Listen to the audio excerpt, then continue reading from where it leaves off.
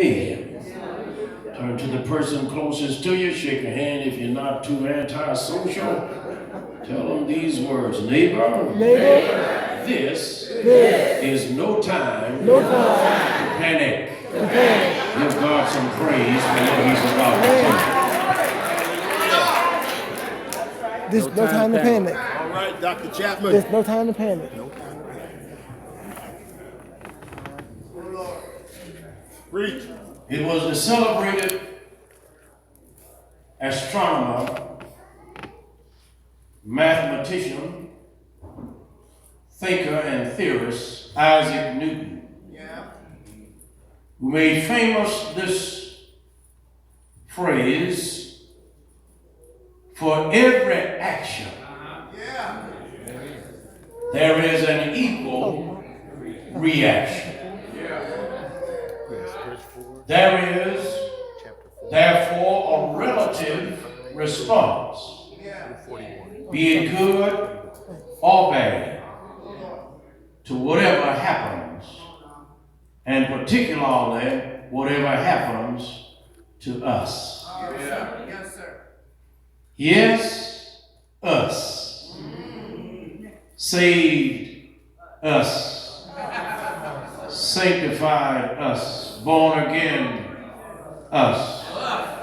Blood bought us. Blood washed us. Blood cleansed us. Heaven bound us.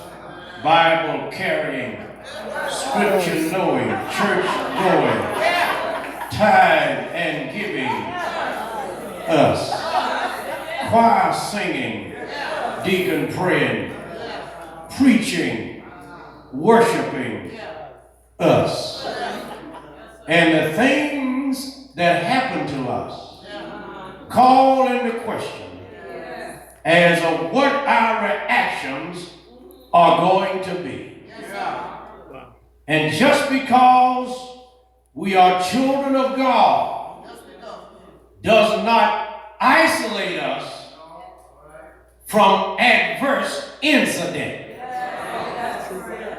Bad things happen to good people. Trouble is going to happen to good people. Heartache happens to good people. Backsets and pitfalls happen to good people. Pink slips and layoffs are given and happen to good people. And all of this, Dr. Glass, happens with Jesus on board. Just because you hooked up with heaven and have begun your sojourn with Jesus does not mean it will be all joy and no sorrow, all good and no bad, all up and no down, all sunshine and no rain, all happiness and no heartbreak. I'm trying to give you time to catch up. All smiles and no frowns. All of this can happen with Jesus on board. The question will be, what will your reaction be? Will it be fear or will it be faith? Will it be hope or will it be hysteria? Will it be peace and poise or will it be panic? That question remains in your actions, and for the most part, historically, we haven't had the right response. Ours correlate and synonymous with that of the disciples who, having set sail with Jesus, sailed into stormy weather. And in the event of transition, they panicked. They became fearful and frightened, unnerved, and they lost it. And had the grievous gall to ask Jesus, did he care? They contended, having espoused this detrimental dogma, that since you have the Lord and the Lord has you, that all you have to do is transition with ease. I'm sorry to tell you, whoever told you that lied to you. Why do you think we sing songs like Trouble in My Way? Climbing the rough side of the mountain. Time is filled with swift transition. Not on earth, unmoved can stand. All of this lyrical expression, Dr. Jennings, presupposes the fact that the Christian journey is not so peaceful, pleasant, palatable, preferable, warranted, couchy, culture, comfortable, and congenial. You gonna catch some hell on the way. Come on.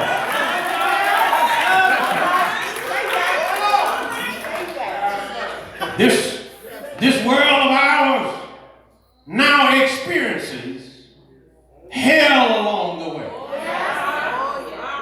There is unrest in Hong Kong as I speak.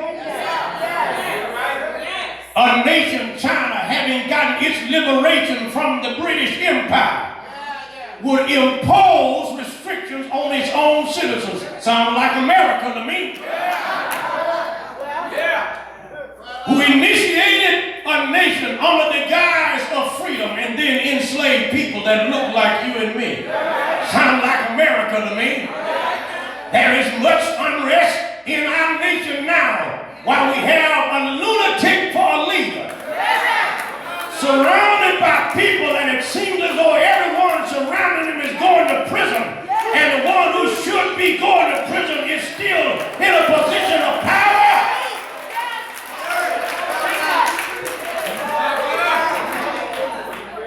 A multi-billion-dollar business now profits those who are deep in the human trafficking. Our children are no longer safe playing in the streets.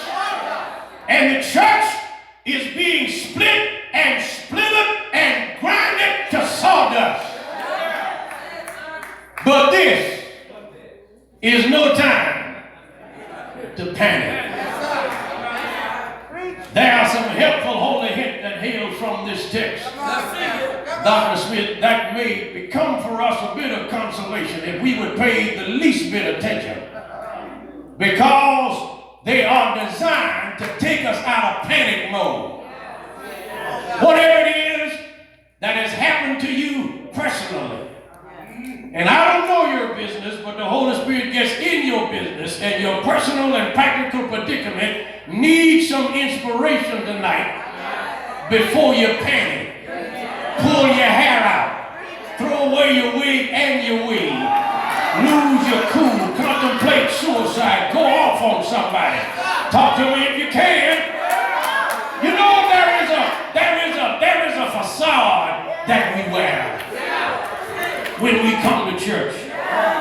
And we have, our hat and purses and shoes all color coordinated, and we just left the salon, and we have our press-ons painted and our toenails pedicured, and we are smelling like Chanel, and underneath the skin, we are torn apart. Talk to me, somebody. We are almost to go overboard, and all it takes is one more push, one more word, one more incident, one more bill, and we lose it all. I want to tell you, go on and do your Stevie Wonder right now. Don't you worry about a thing. Pay attention to the text. There's a word for you here. Can I try to tell you? You didn't answer me. Can I try to tell you? The disciples panicked. They failed to keep Paul. They failed to exercise faith. They failed to hold on to hope. Because, Dr. Jennings, they're being so used to their boat being in the water. But now, they got water. Help me. So used to being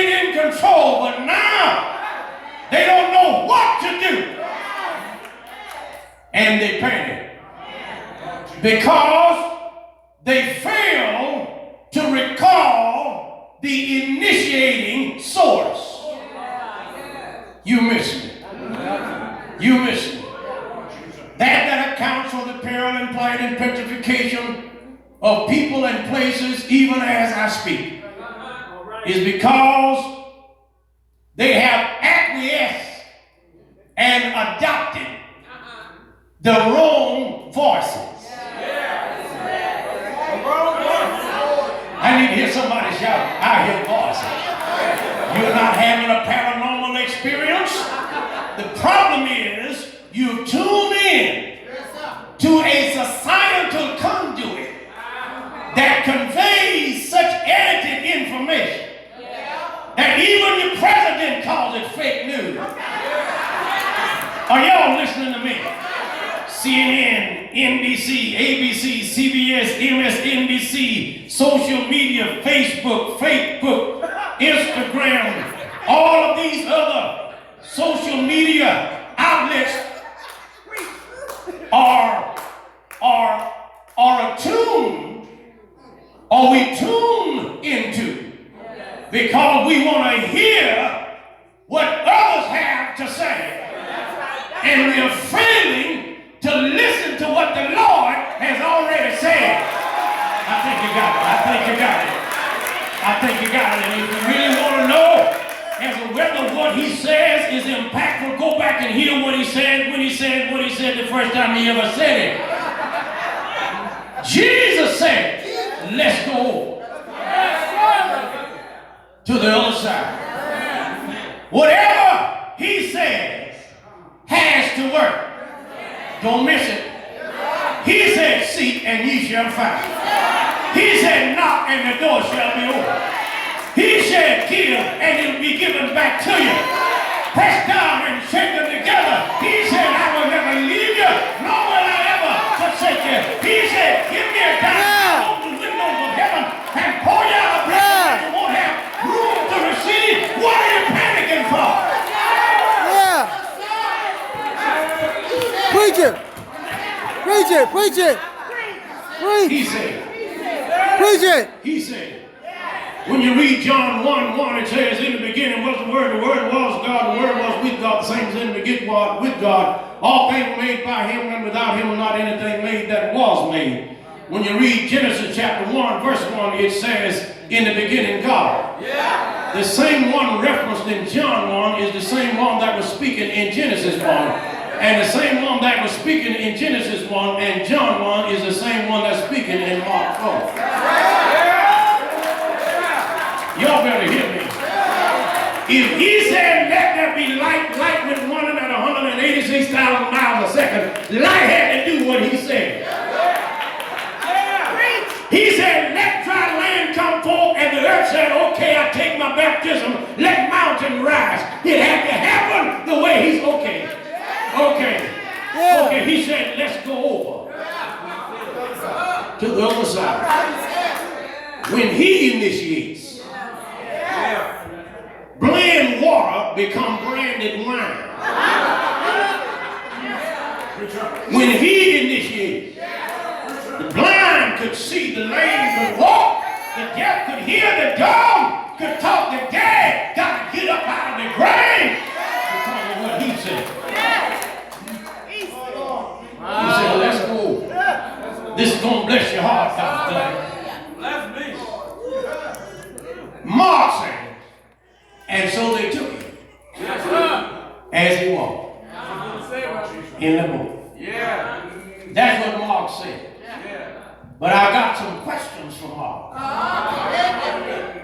And I've got some issues with Mark, who having written what he wrote to his audience so as to prove the servanthood of Jesus, as Matthew wrote to prove the kingship of Jesus, as Luke wrote to prove the humanity of Jesus, as John wrote to prove the God in Jesus. Mark said that they took him as he was. That's what he said, but it couldn't have been what he meant, Dr. Dennis, because you don't take Jesus anywhere. He just decided to go with you. This side missed your shout. Let me try this section. You don't just you can't handle Jesus on your own initiative and will. You don't know why you ought to be shouting right now, let me help you. He decided to go with you. Out of all of your mess, all of your low-downness, all of your headless ways, all of your bad ways, he still decided to go with you.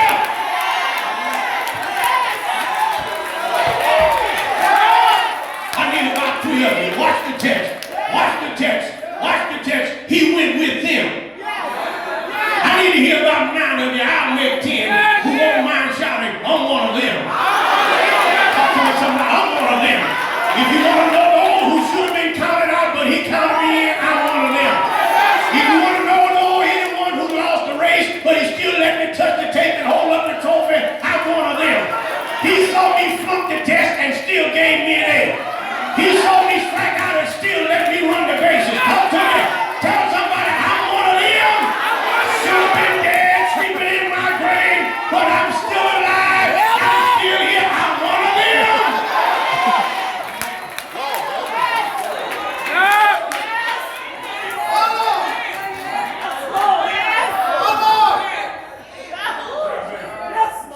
He said,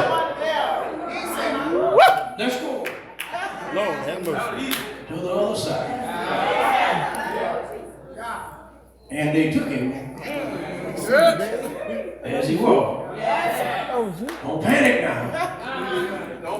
The disciples failed, and they failed to hear the insightful destination. I need to hear somebody shout, I'm going somewhere.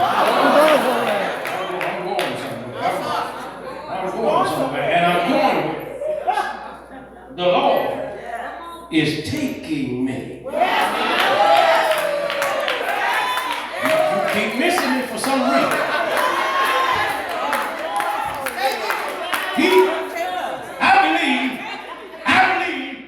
I do not believe rather that the Lord does anything fortuitously. The Lord is not random. The Lord does not guess at. The Lord does not hit and miss. The Lord does not indulge in trial and error. The Lord does not figure things out. Matter of fact, we sing it, but it's bad theology. The Lord doesn't even work it out. He knows where he's going. Come on. The Lord already knows where he's going. He wants you to get to where he's going.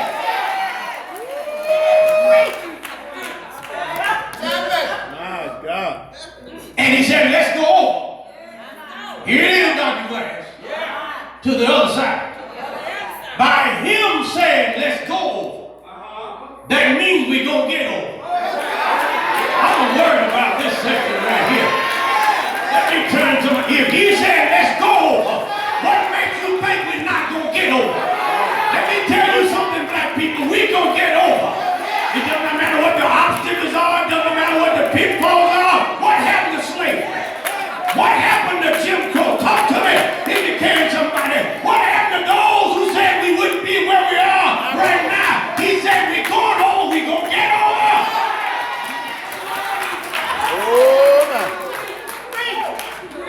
Even if we got to sail through a storm. Reverend. While on the way, Dr. Jennings, in my black colored African American Negro Baptist preaching eavesdropping imagination, and there is no worship like African American worship.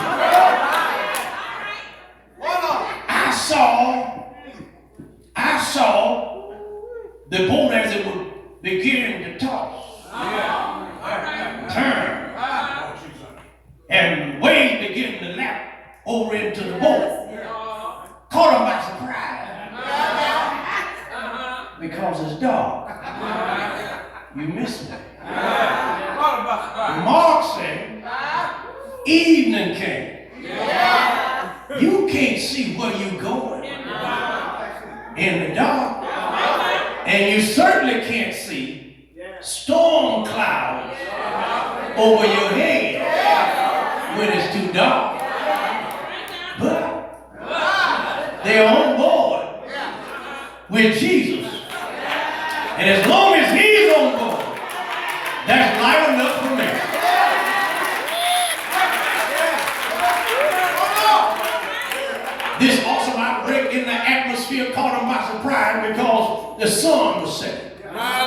sun set, they are on their way, they can't see. And Jesus takes a nap.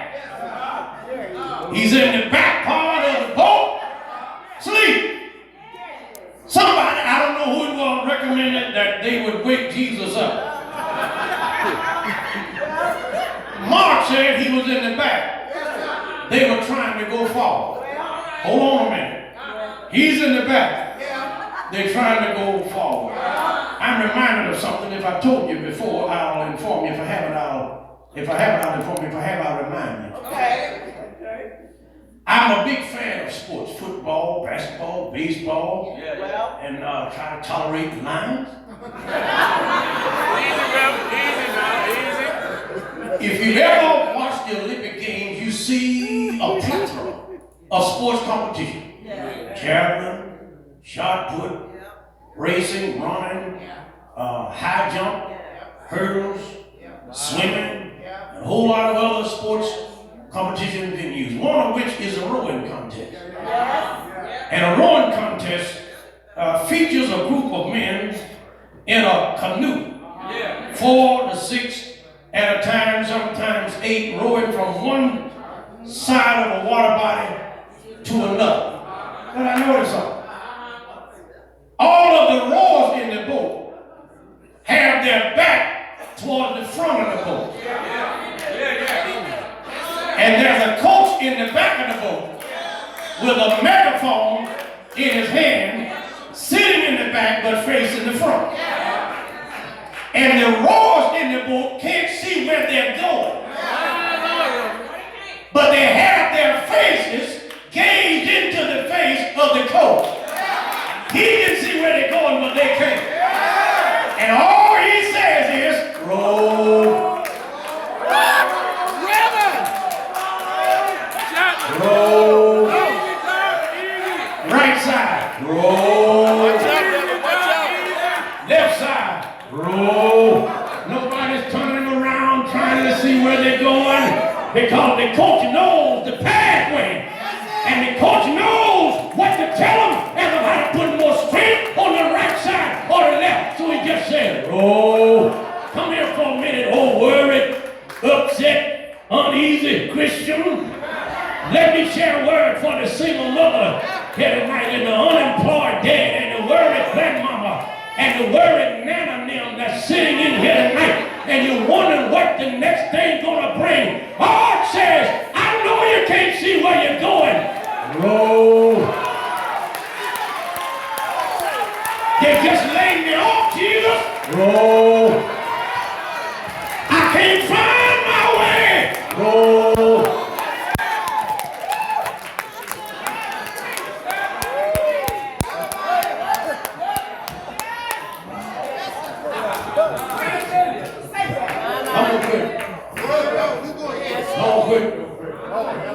So I said, we better wake Jesus up.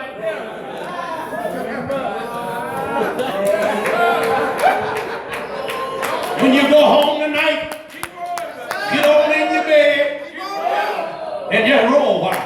I wish I had about 19 of you. I'll make 20 who could just take about 5 seconds right now and just turn around and tell anybody, I'm going to just keep on rolling. I can't see where I'm going, what I'm rolling. Can I get up and die?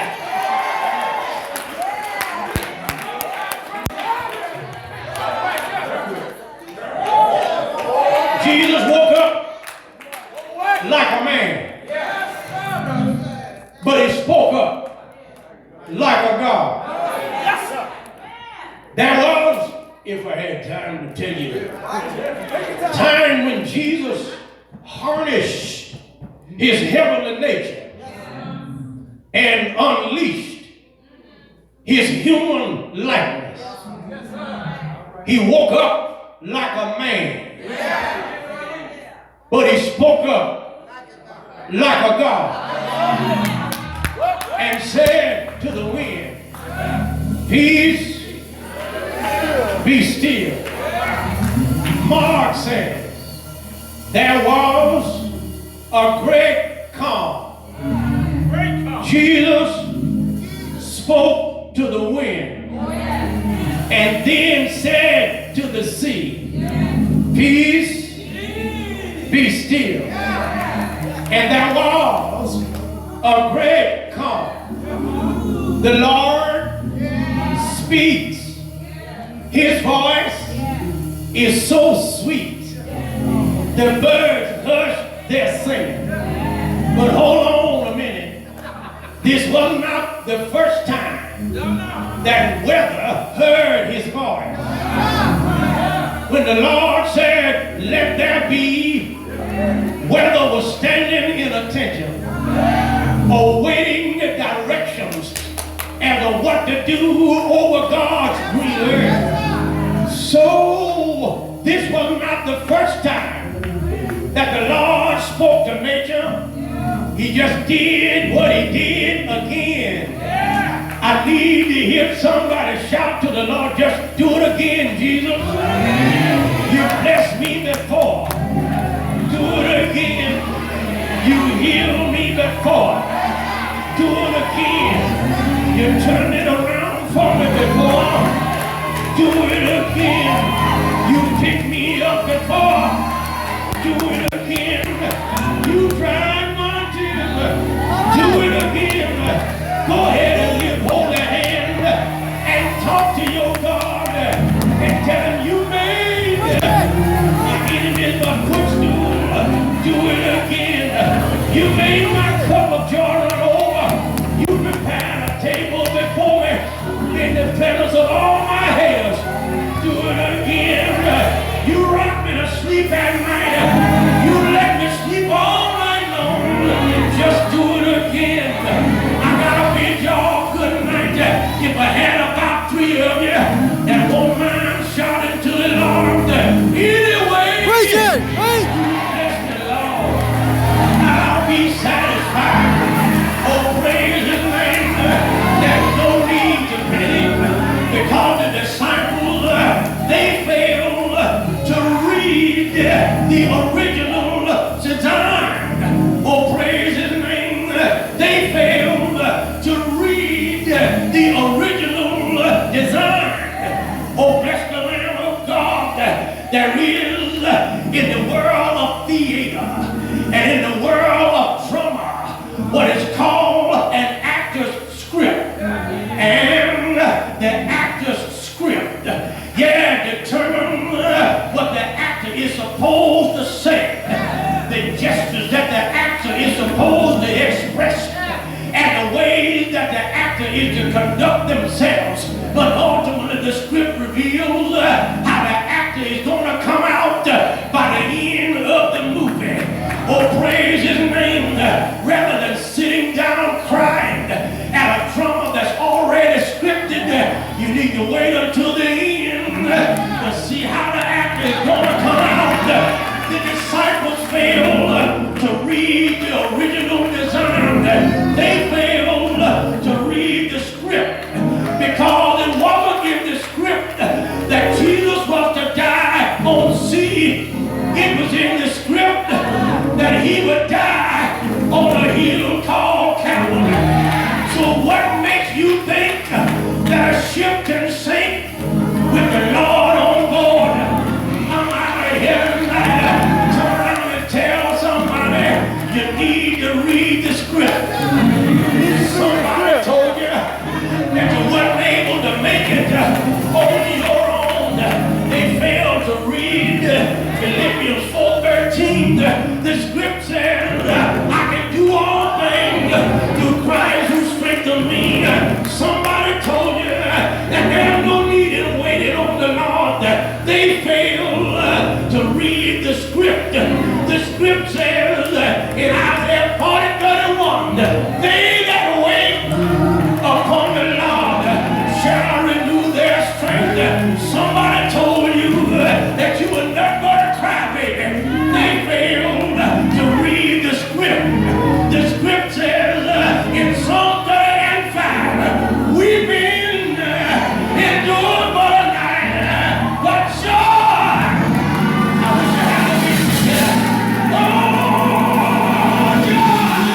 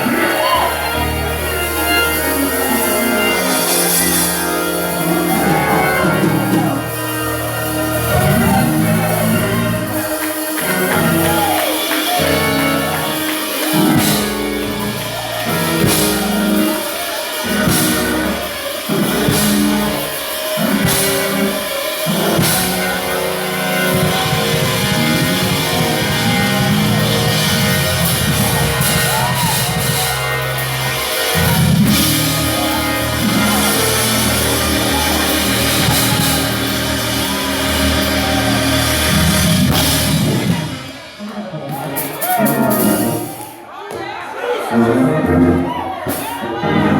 you.